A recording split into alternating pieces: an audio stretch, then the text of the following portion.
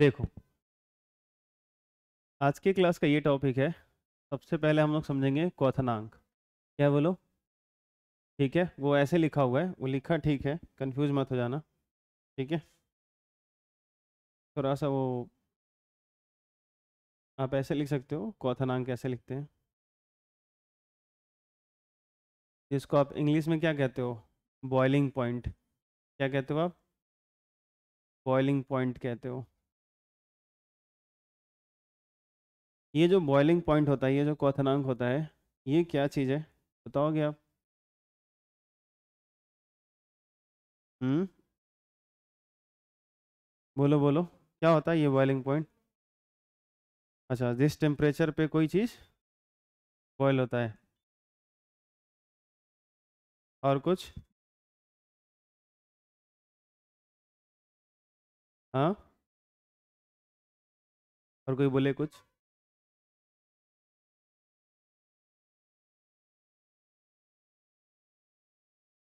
देखो, सबसे पहली बात, यहाँ जो लिखा हुआ है आप पढ़ भी सकते हैं देख के, हाँ कि ना? क्योंकि जो लिखा हुआ गलत तो होगा नहीं, है कि नहीं? तो आप बात समझोगे, हम लोग बॉइलिंग पॉइंट की बात कर रहे हैं, क्वथनांक की बात कर रहे हैं। देखो, जनरली हम क्या समझते हैं कि मान लो हमारे पास कोई अगर लिक्विड है, अगर हमारे पास मान लो कोई लिक्विड है, ठीक है, इस तरीके से हमने ले रखा है कोई लिक्विड, और अगर आप इसको जैसे कि हीटअप कर रहे हो, अगर इसको आप गर्म कर रहे हो, तो क्या होता है, एक टाइम ऐसा आता है, एक ऐसा टेम्परेचर होता है इसका, जब ये क्या होने लगता है, वेपर में कन्वर्ट होने लगता है। तो हमको लगता है कि वो क्या है बताओ? वही हमारा बॉइलिंग पॉइंट है। देखो, बॉइलिंग पॉइंट जो होता है, टेम्परेचर का एक वैल्यू तो है, लेकिन ये कौन सा टेम्परेचर इसका बॉइलिंग पॉइंट होता है, किस ताप को आप क्वथनांक कहोगे, ये बहुत मीनिंगफुल चीज़ है, ध्यान से सुनना। यहाँ पे आपको दिख नहीं रहा है, लेकिन ये जो आपने लिक्विड लिया है, अगर ये ओपन है, तो इसके ऊपर एक प्रेशर लग रहा है, एक दाब लग रहा है, और इसको आप कहते हो वायुमंडलीय दाब, एटमॉस्फेरिक प्रेशर। क्या कहते हो आप? वायुमंडलीय दाब। ये चलो एज्यूम कर लेते, 1 एटीएम होता है हम लोगों का, 1 एटीएम है। तो 1 एटीएम का एटमॉस्फेरिक प्रेशर ऊपर से इस लिक्विड के सरफेस पे लग रहा है, अगर पिस्टन नहीं भी है तो, ठीक है। तो अभी जो है सो कि आप जब इसको हीटअप करते हो, तो क्या होता है, ये जो लिक्विड जो होता है, जहाँ से वेपराइज होता है, ये अपने सरफेस से वेपराइज होता है, वाष्पीकृत होता है, तो ये इस प्रेशर के बराबर अपना यहाँ जो वेपर्स बनाता है, यहाँ जो वाष्प बनाता है, उसका वेपर प्रेशर, मतलब यहाँ जो वेपर्स बनेंगे हीट करने से, इसका वेपर प्रेशर जब इस वायुमंडलीय दाब के बराबर हो जाता है, उस टेम्परेचर को आप कहते हो कि वो क्या है, बॉइलिंग पॉइंट। और प्योर वाटर के लिए आप यही जानते हो क्या, 100 डिग्री सेल्सियस, या इसी को हम लोग क्या कहते हैं, 373 कैल्विन, 373 कैल्विन। आई बात समझ में? अब जरा सोचो कि ये बॉइलिंग पॉइंट, अगर हम लोग क्या करें, यहाँ एक पिस्टन लगा दें, और इस पिस्टन के सहारे हम लोग क्या करें, प्रेशर को बढ़ा देते हैं। ध्यान से सुनना मेरी बात। ऊपर से मैं कर देता हूँ 1.5 एटीएम का प्रेशर कर देता हूँ। तो सोचो कि अगर पहले वायुमंडलीय दाब 1 एटीएम का था, अगर मैं पिस्टन लगा देता हूँ, प्रेशर 1.5 एटीएम कर देता हूँ, तो यहाँ जो 373 कैल्विन टेम्परेचर पे, इस ताप पर अंदर का जो वेपर का प्रेशर था, वो कितने एटीएम का था? 1 एटीएम का था। पहले इस टेम्परेचर को बॉइलिंग पॉइंट हमने क्यों कहा? क्योंकि इसका जो वेपर का प्रेशर था और वायुमंडल का जो प्रेशर था, दोनों का क्या था, सेम था, और वही बॉइलिंग पॉइंट होता, ध्यान रखना। वो टेम्परेचर जिस पर किसी लिक्विड का वेपर प्रेशर, किसी द्रव का वाष्प दाब एक्सटर्नल प्रेशर के बराबर हो जाता है, वो आपका बॉइलिंग पॉइंट होता है। तो अभी अगर मैं क्या कर दूं, ध्यान से सुनना, यहाँ पे 1.5 एटीएम अगर प्रेशर कर दूं, तो यहाँ जो वेपर्स होंगे, जो 1 एटीएम पर वेपर्स बने थे, वो क्या हो जाएंगे, कंडेंस होके, संघनन होके वो लिक्विड फॉर्म में कन्वर्ट कर जाएंगे। अब सोचो क्या करना पड़ेगा, अगर आप चाहते हो कि फिर इसको बॉयल करना चाहते हो, तो अगर आप बॉयल करना चाहते हो तो जाहिर सी बात है यहाँ पे क्या होगा, ये टेम्परेचर आपका राइज करेगा, बढ़ेगा। अब ये जाएगा 100 डिग्री सेल्सियस से 101, 102, 103, 104, 373 केल्विन से बढ़ते जाएगा, 374 होगा, 375 होगा, ऐसा कुछ। अब इसको हीट करके और इसका टेम्परेचर बढ़ाओगे, तो टेम्परेचर बढ़ाओगे तो क्या होगा, ताप बढ़ने से क्या होगा, इसके जो वेपर्स हो यहाँ बनेंगे, और वेपर्स बनेंगे तो यहाँ क्या बढ़ेगा, प्रेशर बढ़ेगा। एक ऐसा टाइम होगा जब इसके वेपर्स कितना प्रेशर अंदर से क्रिएट कर देंगे, 1.5। तो उस 1.5 एटीएम प्रेशर को जो ऊपर से लग रहा था, एक्सटर्नल प्रेशर जो लग रहा था, उस प्रेशर को बैलेंस करने के लिए आपको यहाँ पे हीट अप करके इस टेम्परेचर को बढ़ाना पड़ा, तो इसकी जो बॉइलिंग पॉइंट है वो बढ़ गया, क्योंकि अब 1.5 एटीएम का जो प्रेशर एक्सटर्नल प्रेशर है, बाह्य दाब जो लग रहा है, उतना दाब करने के लिए आपको यहाँ पे हीट अप करना पड़ेगा, गर्म करना पड़ेगा। आई बात समझ में? तो किसी द्रव के लिए वह ताप, किसी लिक्विड के लिए वो टेम्परेचर जिस पर द्रव का वाष्प दाब, जिस पर लिक्विड का वेपर प्रेशर, आरोपित बाह्य दाब, जो अप्लाइड एक्सटर्नल प्रेशर होता है, जो बाहर से जो दाब लगता है, उसके बराबर हो जाता है। जब इसका वेपर प्रेशर, जब इसका वाष्प दाब एक्सटर्नल प्रेशर के बराबर हो, उस टाइम इसका जो टेम्परेचर होगा, उसी को हम लोग क्या बोलेंगे, उस टाइम का जो टेम्परेचर होगा हम क्या बोलेंगे, बॉइलिंग पॉइंट बोलेंगे। ये बात समझ आया? कोई दिक्कत? आप इसको जरा रिवर्स करके सोचो, क्या सोचोगे? जैसे अगर आप रिवर्स करो थोड़ा सा, तो जैसे आप मान लो कि यहाँ पे हम लोग जो है सो कि ऐसे देख रहे हैं, यहाँ पे हम लोग का ये लिक्विड था,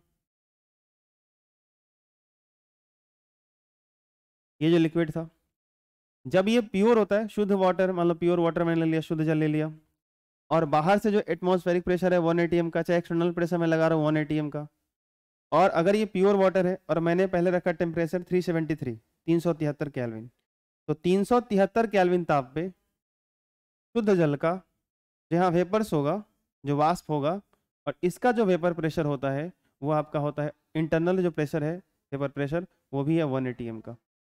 तो आप कह सकते हो कि ये जो टेम्परेचर, ये क्या है, बॉइलिंग पॉइंट है। जिस टेम्परेचर पे प्योर लिक्विड का वेपर प्रेशर एक्सटर्नल प्रेशर के बराबर हो जाता है, वही टेम्परेचर उस लिक्विड का बॉइलिंग पॉइंट कहलाता है, क्वथनांक कहलाता है। कोई दिक्कत? आगे बढ़े। अब ध्यान से सुनो, अगर मैं क्या करूं, ये जो एक्सटर्नल प्रेशर है इस 1 एटीएम को मैं डिक्रीज कर दूं, चेंज कर दूं, कम कर दूं, अगर मैं इसको कर दूं 0.9 एटीएम या 0.18 एटीएम कर दूं, तो बाहर से प्रेशर क्या हो गया, लो हो जाएगा। अगर ये प्रेशर लो कर दिया मैंने, तो सोच के देखो ऑटोमेटिकली यहाँ पे प्रेशर क्या होना होगा, सोच के देखो, यहाँ भी लो होना शुरू हो जाएगा। अरे बोलो हाँ या ना? लेकिन आप चाहते हो कि जो है सो कि ये जो 0.8 एटीएम का जो प्रेशर एक्सटर्नल है, आप चाहते हो कि ये प्रेशर अंदर वाला जो 1 एटीएम का था वो भी 0.8 हो जाए। तो आपके पास क्या तरीके हो सकते हैं? तो ये जो इसका लिक्विड का टेम्परेचर है 373, इसे डिक्रीज कर दो। अगर डिक्रीज कर दोगे तो वेपर्स क्या हो जाएंगे, कंडेंस हो जाएंगे, कम हो जाएंगे। अगर वो संघनन हो जाएगा, कंडेंस हो जाएगा, वेपर्स कम हो जाएगा, तो प्रेशर कम हो जाएगा। तो एक टाइम पे इंटरनल प्रेशर 1 एटीएम जो अंदर वाला था, वेपर प्रेशर घटते घटते 0.8 के बराबर हो जाएगा। और जिस टेम्परेचर पे 0.8 जो एक्सटर्नल था, उसका अंदर वाला प्रेशर, वेपर प्रेशर 0.8 के बराबर हो जाएगा, वो टेम्परेचर उस सिचुएशन में इसका बॉइलिंग पॉइंट कहलाएगा, क्वथनांक कहलाएगा। नहीं आ रहा समझ में? तो आपको इससे क्या समझ में आ रहा है कि मैं आपसे अगर पूछूं कि वाटर का जो बॉइलिंग पॉइंट होता है वो कितना होता है, 373 होता है, 373 से ज्यादा होता है, 373 से कम होता है? आप जो ये बात जानते हो ना कि किसी लिक्विड का जो बॉइलिंग पॉइंट होता है, किसी द्रव का जो क्वथनांक होता है, एक फिक्स टेम्परेचर होता है, तो वो एक फिक्स टेम्परेचर एक कांस्टेंट प्रेशर पे होता है। आपको ये बात मेंशन करना पड़ेगा या ध्यान रखना पड़ेगा कि अगर आप ये बात कह रहे हो कि शुद्ध जल का क्वथनांक बॉइलिंग पॉइंट 100 डिग्री सेल्सियस होता है, 373 केल्विन होता है, तो आप साथ साथ ये भी कह रहे हो कि भाई उस टाइम पर एक्सटर्नल प्रेशर 1 एटीएम है और इंटरनल वेपर प्रेशर भी 1 एटीएम है। अगर एक्सटर्नल प्रेशर 1.5 का होगा, इंटरनल प्रेशर भी 1.5 का होगा, तो ये टेम्परेचर कुछ अलग होगा, और ये भी वो उसका बॉइलिंग पॉइंट कहलाएगा, और वो 373 से ज्यादा होगा। ये बात समझ में आती है आपको? तो एक लिक्विड का जो बॉइलिंग पॉइंट है, एक द्रव का जो क्वथनांक है, वो कोई फिक्स टेम्परेचर नहीं है, प्रेशर और टेम्परेचर का एक कंबाइन फॉर्म है, एक कॉम्बो है। यही बात समझ में, इस बात का ख्याल रखना थोड़ा सा। तो अभी जो आप एक बेसिक बात बोलते हो कि क्वथनांक क्या चीज होता है, बॉइलिंग पॉइंट क्या होता है, तो आप बोलते हो कि जिस टेम्परेचर पे कोई लिक्विड वेपर में कन्वर्ट करना शुरू कर देता है, तो ऐसे आप नहीं बोलना आप, ठीक है। आप बॉइलिंग पॉइंट क्या बोलोगे?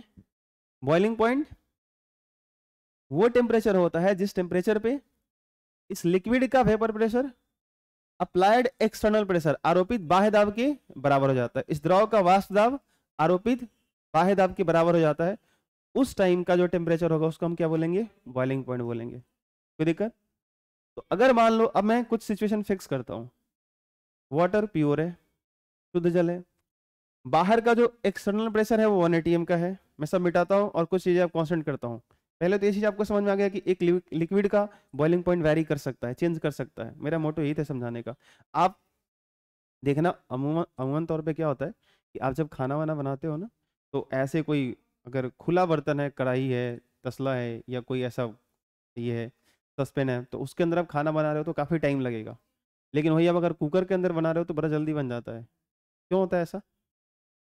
तो एक्चुअली वो क्या कर रहा है, जो वेपर्स बने, अब जो है कि वो प्रेशर रिलीज नहीं हो रहा है, वॉल्यूम कांस्टेंट है, आई बात समझ में, और अंदर का प्रेशर क्या हो रहा है? बढ़ते जा रहा है।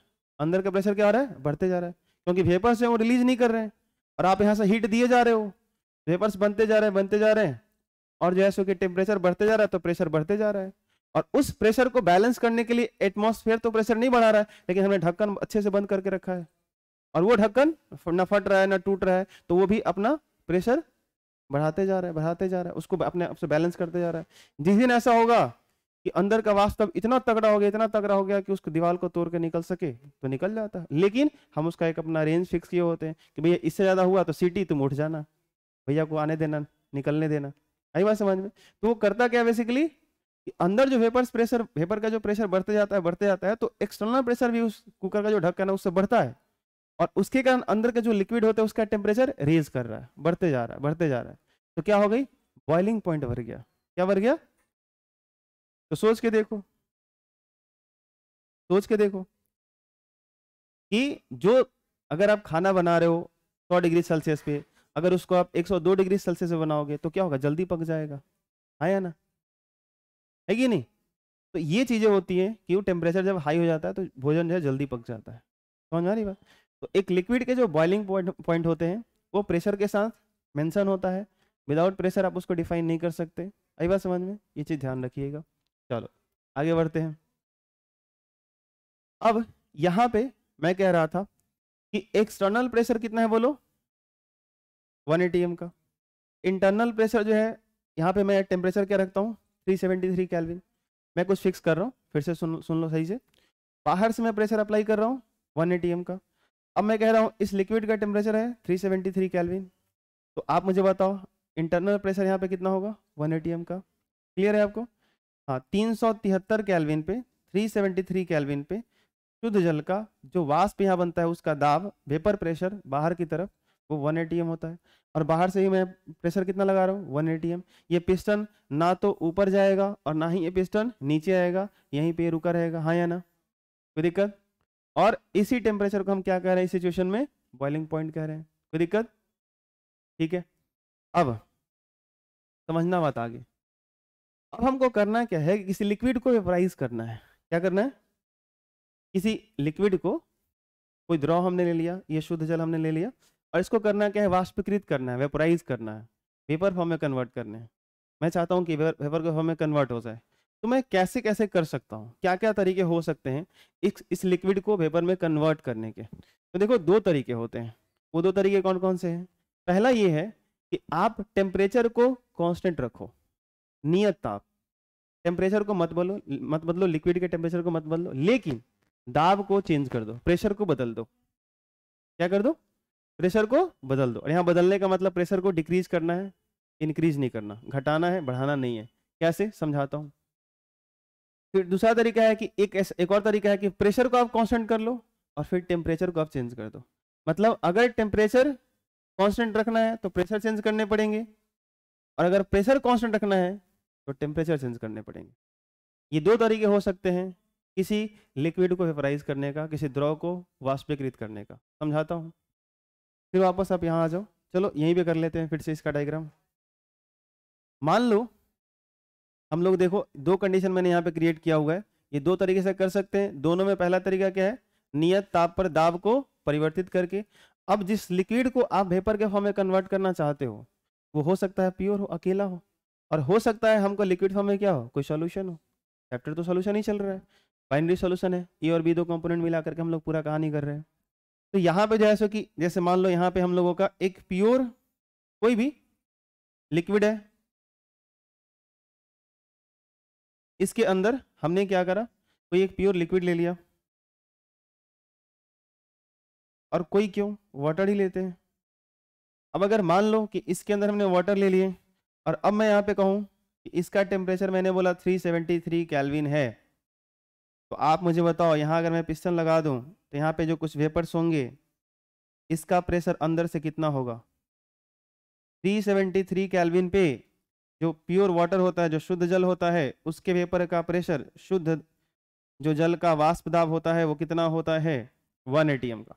बाहर से जो मैं प्रेशर अप्लाई कर रहा हूँ, वो भी कह रहा हूँ एक्सटर्नल प्रेशर, प्रेशर EX कर देता हूँ, EXT कर देता हूँ। एक्सटर्नल प्रेशर जो मैं अप्लाई कर रहा हूँ, वो भी अप्लाई कर रहा हूँ 1 atm का। ये पिस्टन कहीं जाएगा, नहीं जाएगा।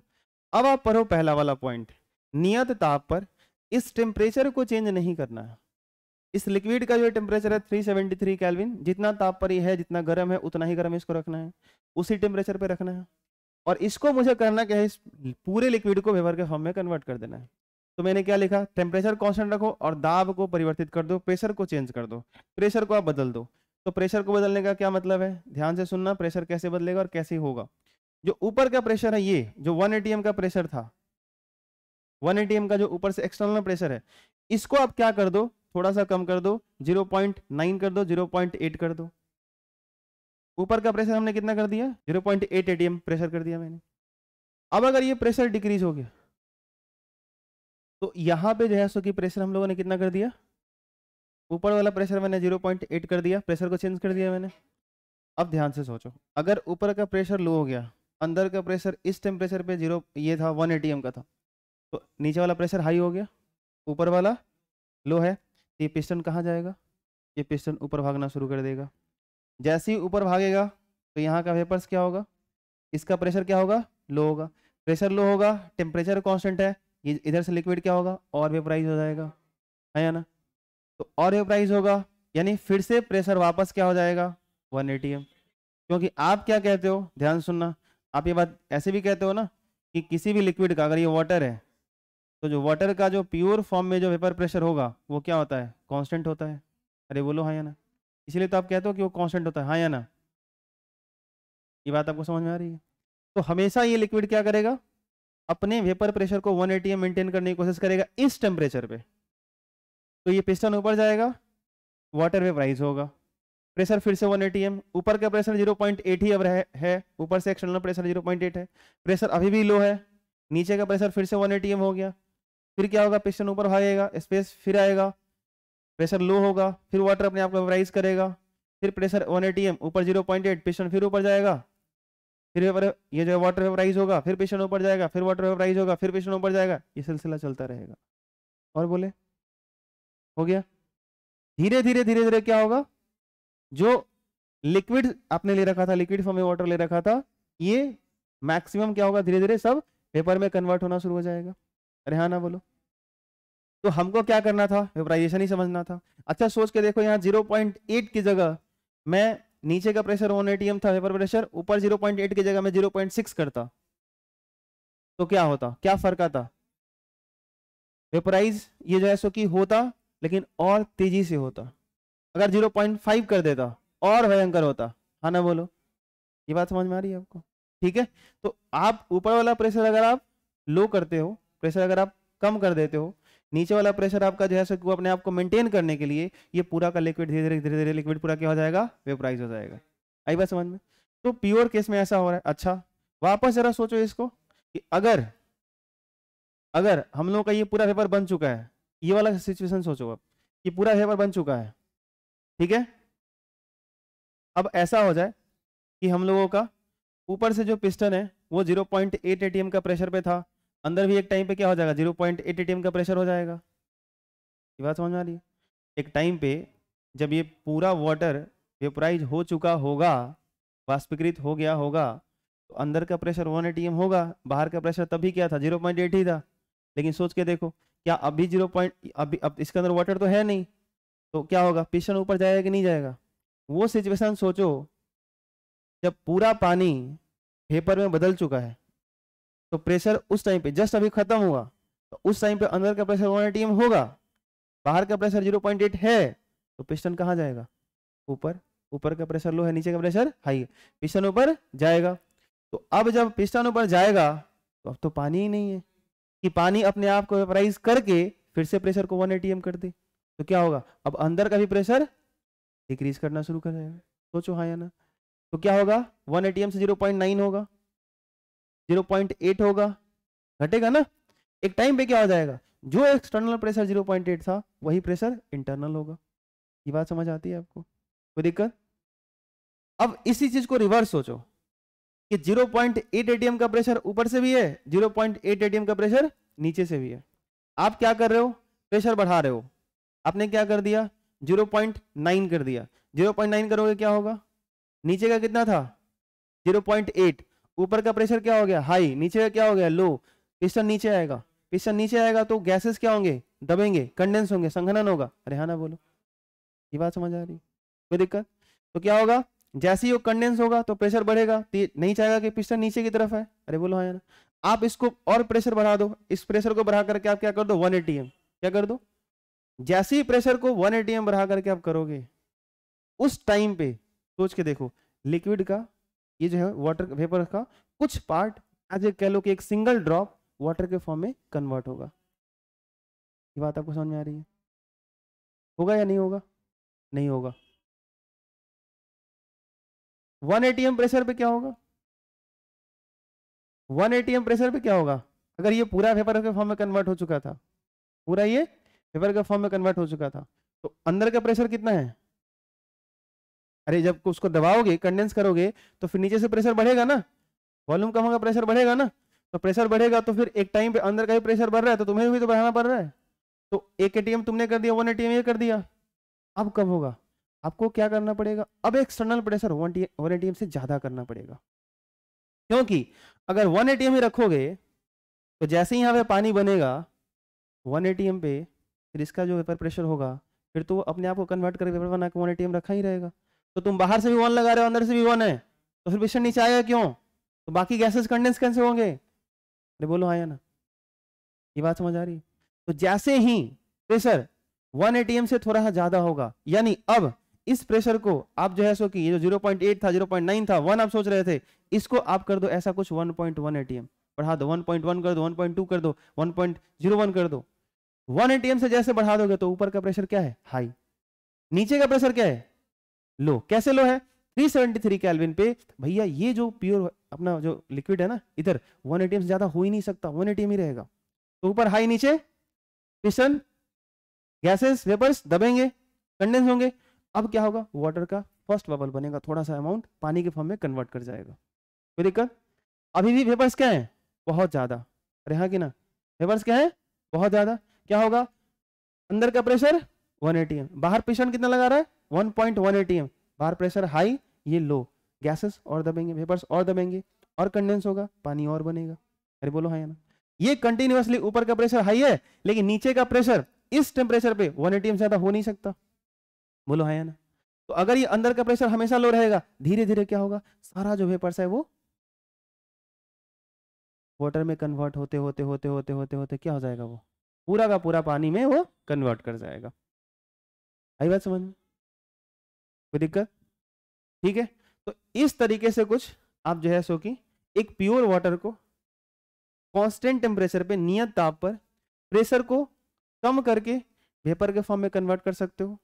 इसका जो प्योर वेपर प्रेशर होगा उससे प्रेशर को कम करके, एक्सटर्नल प्रेशर को कम करके पूरा का पूरा वेपर में कन्वर्ट कर सकते हो, और एक्सटर्नल प्रेशर को इसके प्योर वेपर प्रेशर से ज्यादा करके पूरे वेपर्स को फिर वापस से कंडेंस करके लिक्विड फॉर्म में कन्वर्ट कर सकते हो। आपको समझ में नहीं आ रहा या समझना ही नहीं चाहते हो? मैं तुम्हारी बात कर रहा हूँ। हाँ हाँ, नहीं समझ रहे हो आप, ठीक है।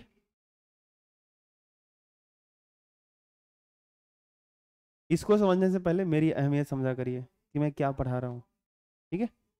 हाँ, समझते हो मैंने जो भी बोला अभी?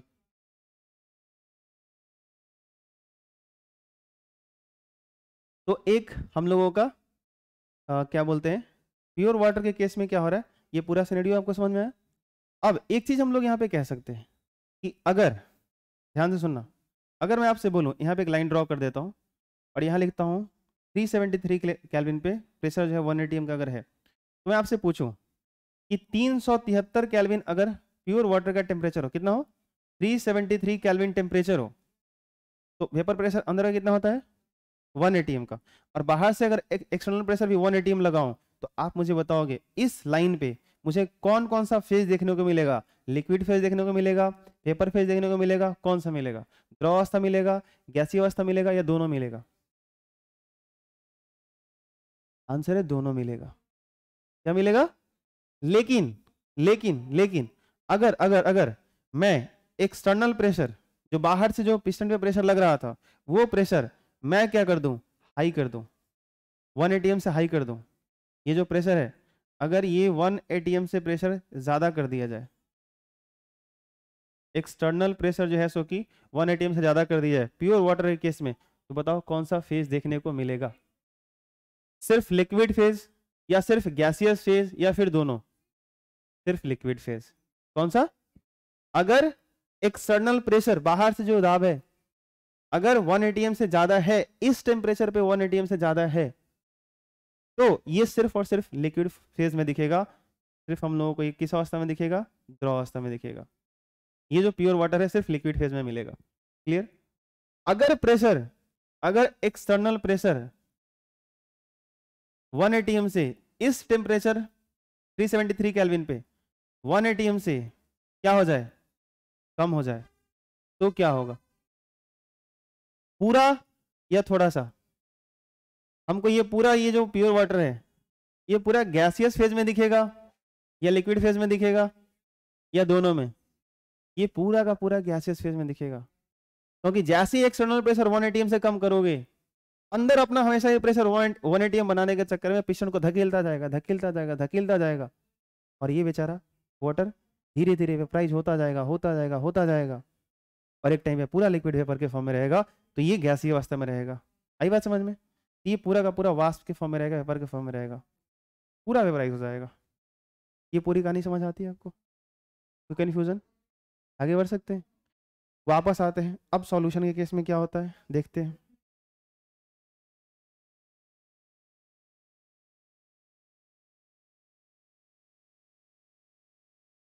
यहाँ पे जो है सो कि हम लोग एक सॉल्यूशन ले रहे हैं, एक विलियन ले रहे हैं। इस विलियन के अंदर दो कंपोनेंट हैं, ए और बी, दो चीजों का ये मिक्सचर है, ठीक है। अब मैं आपसे ये कहने जा रहा हूं, ध्यान से सुनना मेरी बात, कि यहाँ पे इस लिक्विड का, इस लिक्विड का किसी पार्टिकुलर, अच्छा ऐसे वाला वो वाला केस कर लेते हैं ना। एक क्वेश्चन हम लोगों ने किया था वैसे, याद करो।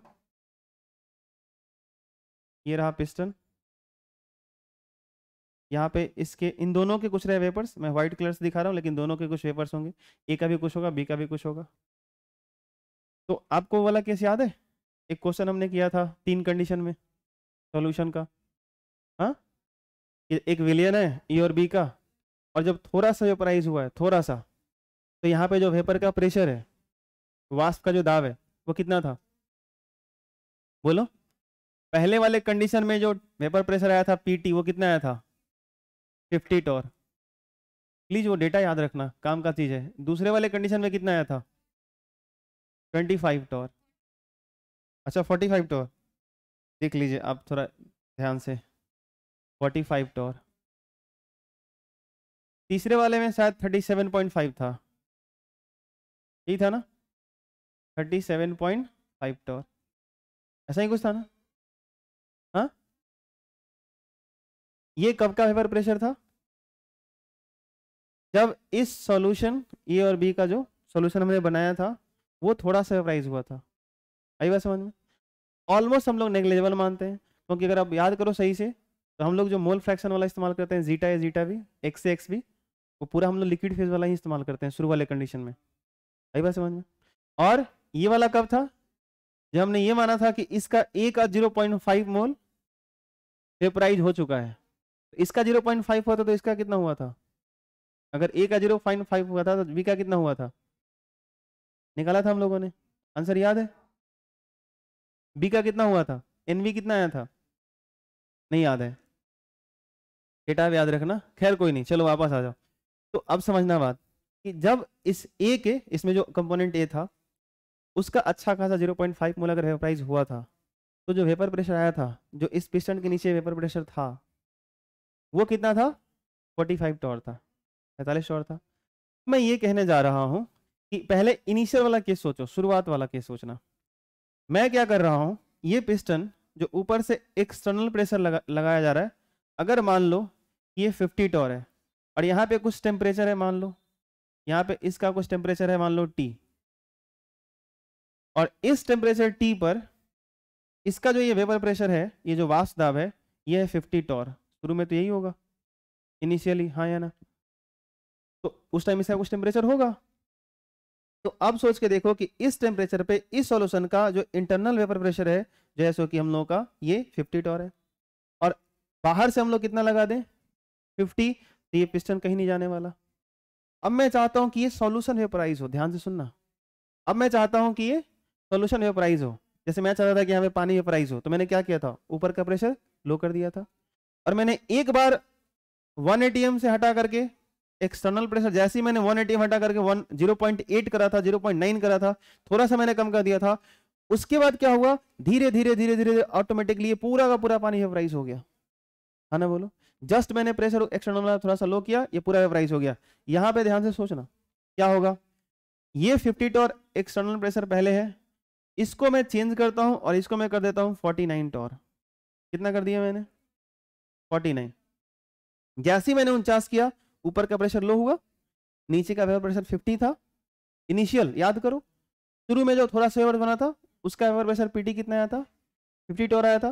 तो नीचे का प्रेशर हाई हुआ, ऊपर का प्रेशर लो हुआ, ठीक है?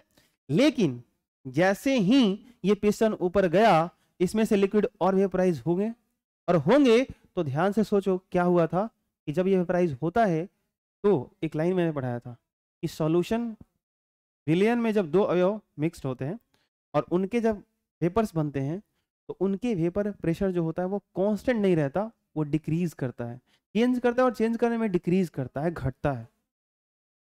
ये वाला लाइन याद है? इधर कहीं था, इन सबको पढ़ने से पहले ये वाला लाइन याद है? ये पढ़ो, याद आया ये बात? हाँ, ठीक है। तो अब क्या हुआ होगा, यहां पे क्या हो रहा था कि 373 केल्विन टेम्परेचर पे जब ये पिस्टन ऊपर गया, स्पेस आया, तो फिर से पानी ने अपने आप को वेपराइज करके अपना प्रेशर कितना बना लिया? 1 atm। ऊपर 0.9 था, अभी भी नीचे का प्रेशर हाई है, ऊपर का प्रेशर, याद करो रोबोट वाला कहानी, ताकत लगाया, चढ़ गया, फिर उसके बाद अगले स्टेप पे चढ़ने के लिए उतना ही ताकत है इसके पास ये इंसान है, एक बार ताकत लगाया, पिस्टन को ऊपर खिसकाया, वेपराइज हुआ, लेकिन इसका ताकत खुद ही डिक्रीज कर गया। आई बात समझ में? तो ये जो है सो कि यहाँ वेपर्स बने और इसका वेपर प्रेशर क्या हो जाएगा? कम। आई बात समझ में? तो फिर क्या करना पड़ेगा? अब सोचो, ऐसा होगा कि हमने क्या करा, इस पिस्टन को ऊपर धकेला, कुछ वेपराइज हुआ, लेकिन क्या ये पूरा लिक्विड वेपराइज हुआ? नहीं, हमने ऊपर प्रेशर 50 टॉर से 49 कर दिया, लेकिन अभी भी इस प्रेशर पर 49 टॉर प्रेशर पर भी लिक्विड भी है, गैस भी है। पहले 50 पर क्या था? लिक्विड भी था, गैस भी था। अभी 49 टॉर प्रेशर है, लिक्विड भी है, गैस भी है। अब मैं चाहता हूं ये पूरा सॉल्यूशन वेपराइज हो, तो मुझे क्या करने पड़ेंगे भाई? उस आदमी के सर पर से ना वजन हटाने पड़ेंगे, इंसान है वो, याद है वो वाला एग्जाम्पल? तो अभी क्या करूंगा मैं? अब अंदर का प्रेशर कितना हो गया होगा? अरे बोलो, अंदर का प्रेशर कितना हो गया? अगर इक्विलिब्रियम है तो ऊपर 49 तो नीचे भी 49 होगा, वहीं पे जाकर रुका होगा ना, अरे बोलो हाँ या ना। तो मुझे क्या करना पड़ेंगे, बाहर 48 46 ऐसा करना पड़ेगा। तो 46 टॉर मैंने कर दिया। अब ऊपर का प्रेशर फिर से लो हो गया, ये गायब कर दो, हटा दो यहाँ से। मैंने ऊपर का प्रेशर लो कर दिया, नीचे 49 था, फिर क्या होगा, नीचे प्रेशर हाई हो गया, ऊपर प्रेशर लो हो गया, पिस्टन ऊपर भागेगा, लिक्विड सॉल्यूशन यहाँ पे क्या होगा, वेपराइज होगा, वेपर्स बनेंगे, प्रेशर बढ़ेगा। लेकिन सॉल्यूशन के केस में ऐसा होता ही नहीं है, फिर से इसके वेपर्स बनेंगे, जैसे ही वेपर्स बनेंगे वेपराइज होगा, लेकिन इसका प्रेशर, वेपर प्रेशर डिक्रीज कर जाएगा। क्या हो जाएगा, डिक्रीज कर जाएगा। एक टाइम पे क्या हो जाएगा, इसके बराबर हो जाएगा। वो क्या हो जाएगा, मतलब ये अपना वेपर प्रेशर जो 50 टॉर शुरू में था, थोड़ा सा वेपर इसके बने थे सॉल्यूशन के, तो जो इसका वेपर प्रेशर 50 टॉर था उसको मेंटेन नहीं कर रहा, वाटर मेंटेन कर रहा था। नहीं आ रहा समझ में, ये बात समझ में आ रही है आपको, क्या बोल रहे, कौन सा। तो मैं ये थोड़ी कह रहा हूँ कि लिक्विड वेपराइज नहीं हो रहा, अरे लिक्विड तो वेपराइज हो ही रहा है, लेकिन लिक्विड जैसे जैसे वेपर के फॉर्म में कन्वर्ट करते जाता है। अरे ऐसी याद करो ना, याद करो, ये भूल गए तब एग्जाम्पल, ये कब का वेपर प्रेशर है, जब पूरा लिक्विड वेपराइज हो गया था, याद आया। तो जब लगभग लगभग ये पूरा का पूरा वेपर में कन्वर्ट कर दिया था, तब का वेपर प्रेशर ये था, और शुरुआत में जो थोड़ा सा वेपर बना था तब ये था, बीच में ये था। ये क्या सिनेरियो समझाता है, ये तो यही समझाता है ना भाई, कि जैसे जैसे वेपर्स में कन्वर्ट करते जाएगा, इसके वेपर का प्रेशर डिक्रीज कर रहा है। तो अगर मैं चाहता हूं कि ये पूरा वेपराइज हो, तो आपको क्या लगता है कि शुरू में अंदर का वेपर प्रेशर 50 था, तो 49 किया आपने, और 49 टॉर पे ये पूरा का पूरा लिक्विड वेपर में कन्वर्ट कर जाएगा, नहीं करेगा। ये बात आपको समझ में आ रही है। अगर इसका इंटरनल प्रेशर कांस्टेंट रहता, ये बात समझ में आ रही है आपको, अगर अंदर से ये हमेशा अपने आप को 50 पे मेंटेन रखता, तो एक बार 49 कर देते, तो ये 49 से 50 धक्का लगाते रहता, फिर ये 49 से 50 फिर और वेपराइज होता, फिर ये 49 50 और वेपराइज होता, ये होते रहता। लेकिन हो क्या रहा है, 49 50 है तो ये वेपराइज हुआ, लेकिन तब तक 50 से इसका इसी का 49 हो गया, फिर बैलेंस हो गया। अब क्या हुआ, अब हमको ऊपर वाले को फिर से घटाना पड़ेगा, प्रेशर हमको फिर से चेंज करना पड़ेगा, एक्सटर्नल प्रेशर फिर से बदलना पड़ेगा। तो हमने किया 48, हमने किया 48, ठीक है, 49 था, ये 48 था, प्रेशर नीचे वाला ज्यादा, ऊपर लो, पिस्टन ऊपर गया, स्पेस मिला, वेपराइज हुआ, ठीक है भाई। लेकिन उसके बाद क्या हुआ, फिर से 48 कर लिया। जितना ही ज्यादा वोलेटाइल, ये मतलब वेपराइज होते जा रहा है, अपना वेपर प्रेशर ही लो कर दे रहा है। ये बात समझ में आ रही है। और ऐसा क्यों हो रहा था, ये सारा कहानी खत्म हो चुका है, ये बात समझ में। क्योंकि जो इसमें मोर वोलेटाइल पार्ट होगा ए और बी, जो उसमें ज्यादा वाष्पशील था, जो तेजी से वेपराइज हो रहा था, उसका मोल फ्रैक्शन बड़ी तेजी से क्या होता है, डिक्रीज करता है। और पीटी का फॉर्मूला क्या था, एक्स से P A not plus X P B not. अरे बोलो हाँ या ना, नहीं आ रहा समझ में, ठीक है। तो जो है सो कि यहाँ पे ये डिक्रीज करते जा रहा है, तो क्या होगा, आप अगर चाहोगे कि जैसे यहाँ पे एक ही प्रेशर पर एक बार आपने प्रेशर चेंज कर दिया, और एक ही प्रेशर पे क्या हो रहा था कि पूरा का पूरा ये लिक्विड वेपराइज हो गया था, वैसे यहाँ पे नहीं होने वाला है। आपको क्या करना होगा कि भाई आपने शुरुआत कहाँ से करी, 50 से, और ये प्रेशर एक्सटर्नल प्रेशर की बात मैं कर रहा हूं, जो आप कम करते जा रहे हो। अभी आपने 50 किया, कुछ वेपराइज हुआ, 49 किया, थोड़ा और वेपराइज हुआ, 46 45, ऐसे करते करते सोच के देखो, जब एक्सटर्नल प्रेशर, सोच के देखो, अगर आपने ये फाइंड करके रखा है, ये पूरा सॉल्यूशन जब वेपराइज होता है, तो उस टाइम का जो इंटरनल वेपर प्रेशर 37.5 होता है। इसका मतलब क्या है कि लास्ट तक वेपराइज होने तक अगर एक्सटर्नल प्रेशर इससे आप कम नहीं करोगे, तो पूरा वेपराइज नहीं होगा। ये बात समझ में आ रही है आपको। तो अंत तक पिस्टन के ऊपर का प्रेशर क्या करना पड़ेगा, 37 अगर कर दो, क्या कर दो, ये घटाते घटाते डिक्रीज करते करते करते करते क्या होगा, अगर आप 37 कर दो, 37.4 कर दो, इसे कम कर दो, मतलब तो 37.5 से अगर कम कर दोगे इंटरनल, वो क्या बोलते हैं, एक्सटर्नल प्रेशर, तो ये पूरा का पूरा वेपराइज हो जाएगा। ये बात समझ में आ रही है।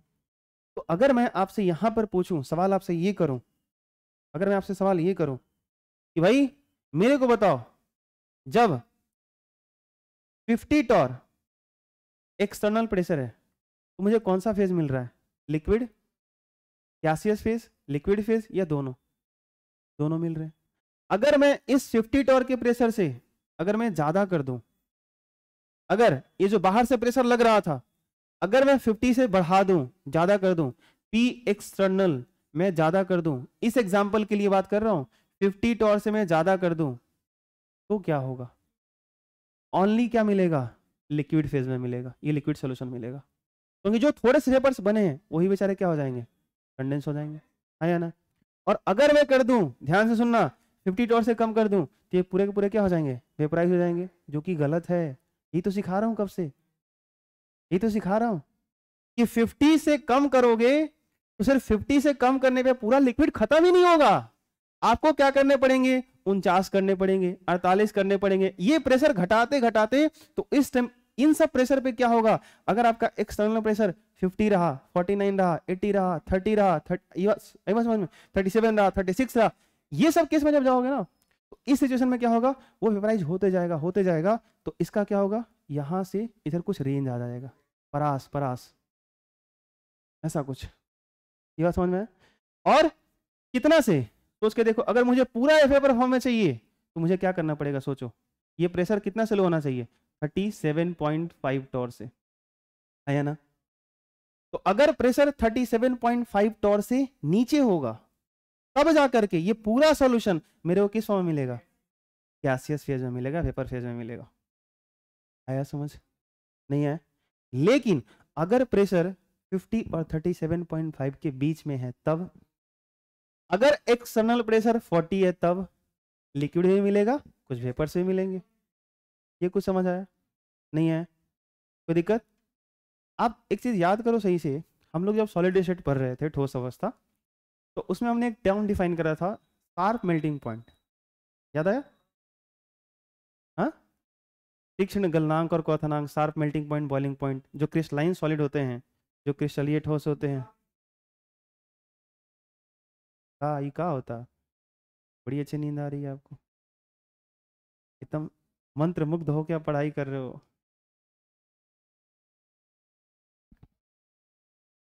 ये समझ में नहीं आता कि जो बच्चे होते हैं ना, क्या बोलते हैं, ये पिछले बेंच का बच्चा सो रहा हो वो पता चल जाता है, आगे वाले बच्चे कैसे सो जाते हैं, उनको पता नहीं, ऐसे डर नहीं लगता? डर नहीं लग रहा तुमको?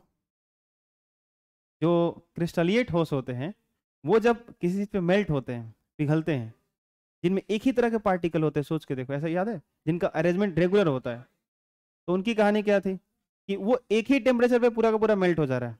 उसका क्या सेंस है, उसका यही सब सेंस है, ऐसा ही कुछ है कि एक ही टेम्परेचर पे वो मेल्ट होगा। लेकिन जो अक्रिस्टलीय थे, अमॉर्फस थे, उनका क्या कहानी था, कुछ रेंज में। तो सही मैंने बोला था कि इस टेम्परेचर से नीचे सॉलिड मिलेगा, इस टेम्परेचर के बाद वो लिक्विड मिलेगा, लेकिन इसके बीच में वो सॉलिड और लिक्विड दोनों फेज में मिलेगा। कुछ ऐसी ही कहानी ये चल रहा है। ये बात समझ में आया? समझ आ रही बात? तो यहाँ पे जो है सो कि इन दोनों प्रेशर के बीच में जो है आपको क्या मिलेगा, लिक्विड फेज भी मिलेगा और गैसियस फेज भी मिलेगा, इन दोनों के बीच में। आया समझ में? कोई दिक्कत? तो अगर यहाँ वेपराइज करना है भाई, तो एक प्रेशर जैसे कि थोड़ा सा इसे कम कर दो, पूरा वेपराइज हो जाएगा। जो इसका इस टेम्परेचर पे वेपर प्रेशर है उससे थोड़ा सा बढ़ा दो, पूरा वो जो कंडेंस हो जाएगा। लेकिन अगर आप यहाँ करना चाहते हो तो फिर उसके लिए आपको क्या करना पड़ेगा, एक प्रेशर की रेंज में जाना पड़ेगा, प्रेशर को वो डिक्रीज करते करते करते करते जाना पड़ेगा। अब सोचो एक चीज और है इसमें, यहाँ पे क्या, वापस फिर इसका रिवर्स सोचो कि पूरा ये सॉल्यूशन जो है वेपराइज हो चुका है, पूरा ये सॉल्यूशन वेपराइज हो चुका है, वाष्पीकृत हो चुका है। अब अगर मैं चाहता हूं कि फिर से इसको कंडेंस करके मैं लिक्विड फॉर्म में कन्वर्ट करूं तो क्या करना पड़ेगा, प्रेशर, एक्सटर्नल प्रेशर क्या करना पड़ेगा, 37.5 से जस्ट ज्यादा करना पड़ेगा। अरे बोलो हाँ या ना? जैसे ही एक्सटर्नल प्रेशर इस वेपर के ऊपर मैं 37.5 से ज्यादा करूंगा, लिक्विड सॉल्यूशन के अंदर एक छोटा सा बूंद तब गिरेगा, हाँ या ना? एक लिक्विड का ड्रॉप बनेगा। अरे हाँ ना बोलो, कोई दिक्कत? अब उसके बाद क्या होगा, क्या आपको लगता है कि अगर 37.5 था, मान लो मैंने यहाँ पे 38 कर दिया, बढ़ा दिया एक्सटर्नल प्रेशर, क्या उस 38 टॉर के एटमॉस्फेरिक प्रेशर, एक्सटर्नल प्रेशर पे सारा का सारा सॉल्यूशन का जो वेपर था वो सब लिक्विड में कन्वर्ट कर जाएगा? बोलने के एक्सप्रेशन से नहीं मत बोल दो, आप सोचो, दिमाग में चलाओ ये बात, क्या 38 पे आ जाएगा? नहीं आएगा। आपको क्या करने पड़ेंगे, अब फिर बढ़ाना पड़ेगा। आई बात समझ में? 39 करने पड़ेंगे, 40 करना पड़ेगा। आई बात समझ में? अरे बोलो हाँ या ना? क्योंकि जैसे जैसे लिक्विड कंडेंस होगा, लिक्विड की मात्रा क्या होगी, बढ़ेगी। अरे बोलो हाँ या ना? कोई दिक्कत? और अगर लिक्विड सॉल्यूशन की अमाउंट बढ़ेगा, लिक्विड सॉल्यूशन का अमाउंट बढ़ेगा, तो इंटरनल जो वेपर प्रेशर होगा वो वैल्यू क्या होगा, धीरे धीरे बढ़ते जाएगा। जैसे ये लिक्विड से गैस में जा रहा था तो इसके जब वेपर्स की मात्रा बढ़ रही थी तो वेपर्स प्रेशर क्या होता, घट रहा था। जब ये वापस कंडेंस होता जाएगा तो जो वेपर्स बचेंगे उस वेपर का प्रेशर जो होगा बढ़ते जाएगा। बढ़ते जाएगा, बढ़ते जाएगा। तो अगर आप चाहते हो कि फिर से ये सब के सब लिक्विड में कन्वर्ट हो, तो आपको एक्सटर्नल प्रेशर धीरे धीरे बढ़ाते जाना पड़ेगा, बढ़ाते जाना पड़ेगा, और अंत तक जिस दिन आकर के आप 50 टॉर से प्रेशर ज्यादा कर दोगे, बढ़ाते बढ़ाते बढ़ाते बढ़ाते, क्या होगा, वो सारे के सारे वेपर्स लिक्विड फेज में कन्वर्ट कर जाएंगे। तो 50 टॉर से ऊपर अगर एक्सटर्नल प्रेशर होगा तो सिर्फ हमको लिक्विड सॉल्यूशन मिलेगा, अगर इससे नीचे मिलेगा तो सिर्फ गैसियस सॉल्यूशन मिलेगा, और अगर इन दोनों के बीच का प्रेशर रहा तो हमको ये दोनों फेज देखने को मिलेगा। Is that clear? कोई कंफ्यूजन? थैंक यू, नोट किया जाए। नहीं, एक एटीएम लिखा था मैंने, वो ए मिट के ऐसे हो गया यहाँ पे, यहाँ पे 1 एटीएम लिखा हुआ था मैंने।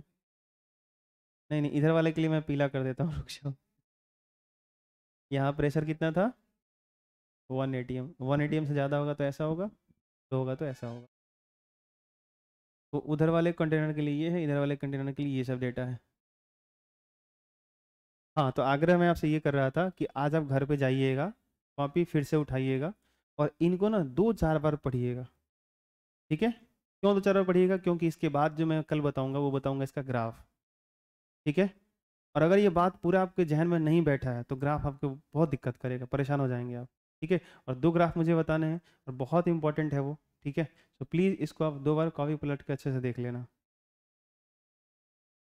तो इसको नोट कर लीजिए। आज केमिस्ट्री में इतना ही रहने देता हूँ, बाकी हम लोग करेंगे।